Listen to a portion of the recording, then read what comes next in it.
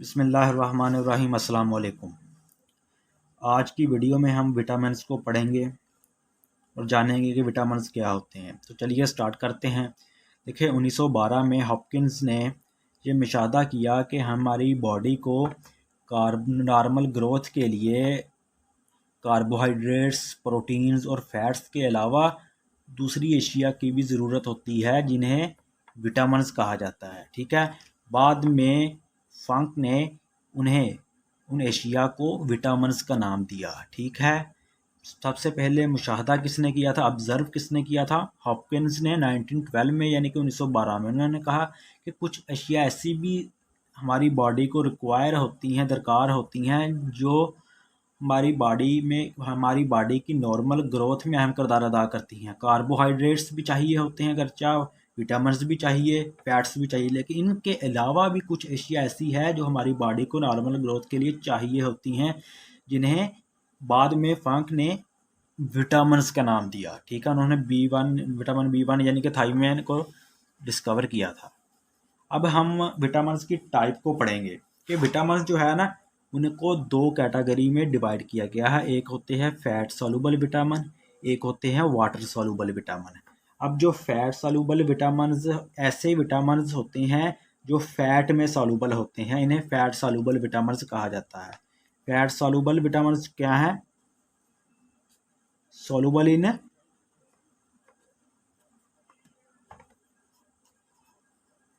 Fats. ठीक है। ये बेसिकली विटामिन ए है, विटामिन डी है, विटामिन ई है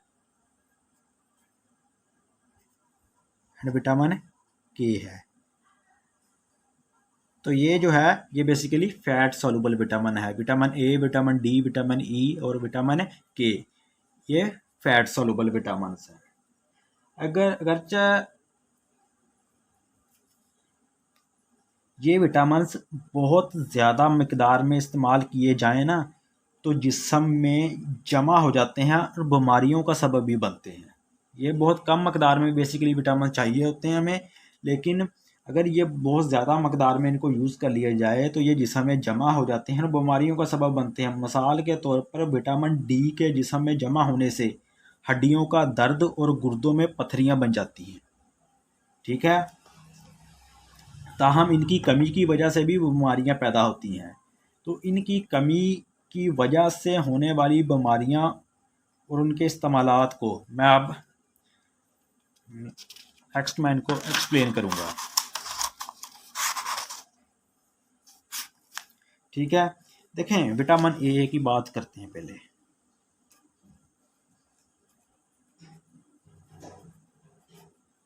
विटामिन ए, अब विटामिन ए के सोर्सेज क्या हैं, कहाँ से ये हासिल किया जाता है? ठीक है। डेयरी प्रोडक्ट्स जो होती हैं, ठीक है, उनसे हासिल होता है ये। ठीक है। इसके अलावा एग्स है,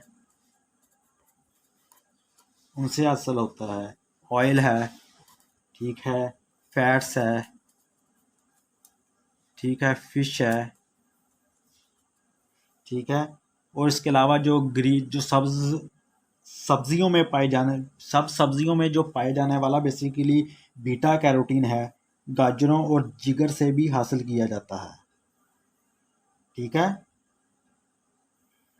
तो क्या कहाँ से हासिल होता है? इसके सोर्सेज क्या हैं? डेयरी प्रोडक्ट्स है, एग्स है, ऑयल है, फैट्स है, फिश है। इसके अलावा जो सब्जियां होती हैं उनसे भी हासिल होता है। जो गाजर होती है बेसिकली इसमें बीटा कैरोटीन होता है, उससे भी ये विटामिन ए जो है वो हासिल किया जाता है। तो अगर ये बेसिकली किस चीज़ को बेहतर बनाता है हमारी बॉडी में, यानी कि इसका अहम किरदार क्या है? ये एपिथेलियम को ठीक करता है और रेटिना के अंधेरे में तसव्वुर करने के अमल को बेहतर बनाता है, यानी कि हमारी आई साइट को बेहतर बनाता है। ठीक है। अगर इस विटामिन की कमी हो जाए तो हमारी जो आई वीकनेस की डिजीज़ हो जाता है। ठीक है ना, आंखों की बीमारी हो जाती है, आंखों में सूजश होना शुरू हो जाती है। ठीक है, नाइट ब्लाइंडनेस हो सकती है। ठीक है ना, अगर विटामिन ए की कमी हो जाए तो।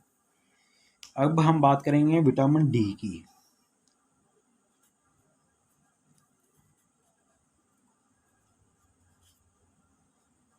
विटामिन डी के सोर्सेज क्या हैं?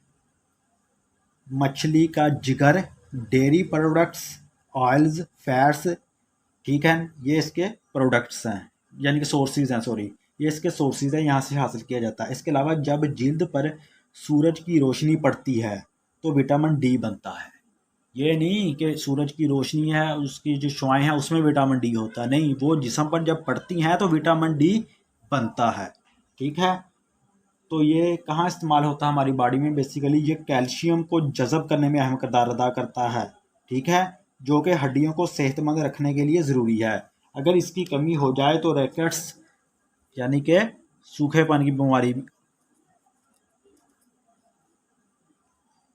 हो सकती है, ठीक है, अगर इसकी कमी हो जाए तो। अब इसके अलावा हम वाटर सोल्यूबल विटामिन की बात कर लेते हैं कि वाटर सोल्यूबल विटामिन क्या हैं, ठीक है।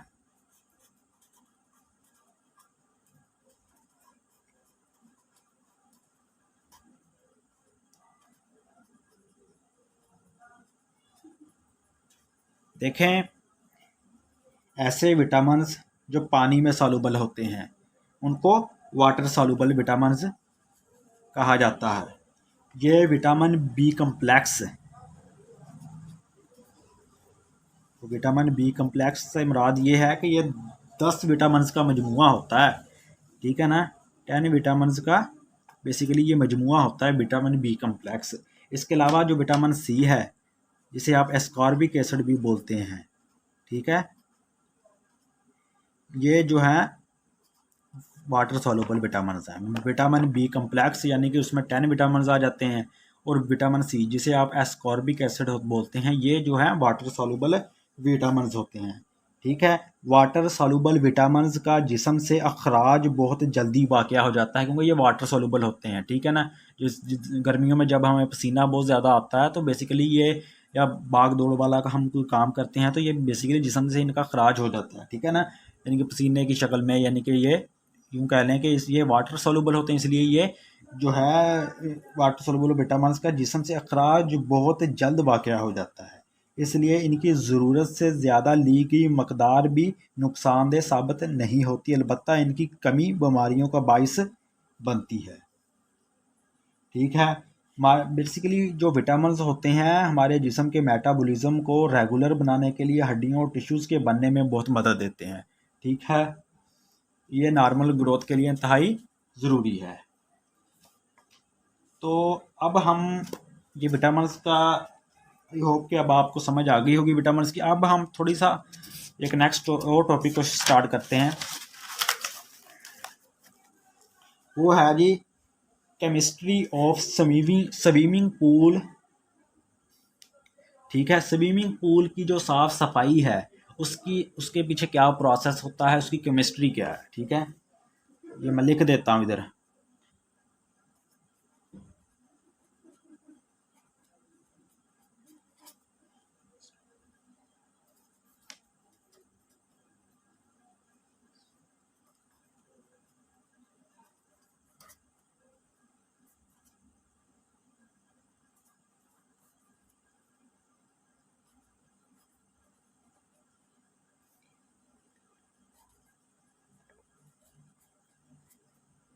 ठीक है, स्विमिंग पूल की सफाई का तरीका देखें। स्विमिंग पूल्स को क्लोरीनेशन के अमल से साफ़ किया जाता है। क्लोरीन जो है यानी कि Cl2 जो है ये बैक्टीरिया और दूसरे माइक्रो ऑर्गेनिजम्स को ख़त्म कर देती है, ठीक है। Cl2 खुद उन्हें नहीं मारती बल्कि ये पानी के साथ रिएक्ट करके हाइपोक्लोरस एसिड और हाइपोक्लोरिक एसिड बनाती है। ये पानी के साथ रिएक्ट करके हाइपोक्लोरस एसिड और हाइड्रोक्लोरिक एसिड बनाती है। ये मैं आपको रिएक्शन समझाता हूँ इधर। ये क्लोरीन है Cl2, ठीक है, गैस फेज में है। ये रिएक्ट करती है स्विमिंग पूल में, जारी बात वाटर है उसके साथ, ठीक है। तो ये जब रिएक्ट करती है तो बेसिकली ये हाइपोक्लोरस एसिड बनाती है यानी कि HOCl, ठीक है। इसके अलावा हाइड्रोक्लोरिक एसिड बनता है HCl। ठीक है। अब ये जो हाइपोक्लोरिक एसिड है HOCl, ये मज़ीद आयोनाइज होकर हाइपोक्लोराइट और प्रोटॉन बनाता है। HOCl जो है ये मज़ीद आयोनाइज होता है और आयोनाइज हो गए प्रोटॉन और हाइपोक्लोराइट बनाता है, यानी कि OCl नेगेटिव। ठीक है। अब HOCl यानी कि हाइपोक्लोरिक एसिड,